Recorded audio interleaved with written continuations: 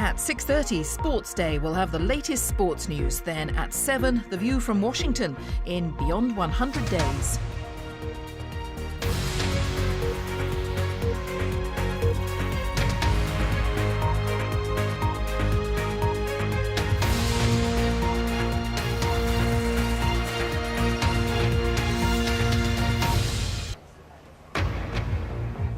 President Trump praises the relationship between America and the UK, saying it's the greatest alliance the world has ever known. Speaking after talks with Theresa May at Downing Street, he said a phenomenal post-Brexit trade deal was possible, which might include the National Health Service. I think everything with a trade deal is on the table. When you're dealing in trade, everything's on the table. So NHS or anything else, or a lot more than that.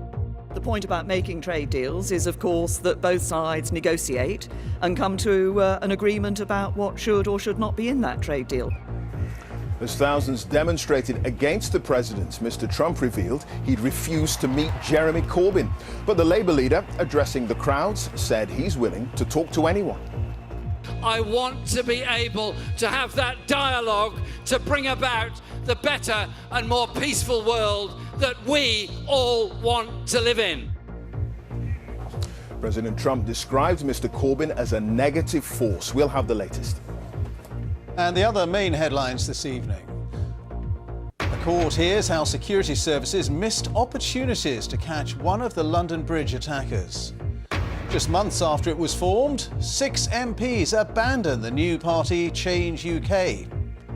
And how they predicted the tides in Britain's preparations for D-Day. In sport on BBC News, it's all smiles as Johanna Konta goes marching on into the semi-finals at the French Open. She becomes the first British woman to do so for 36 years.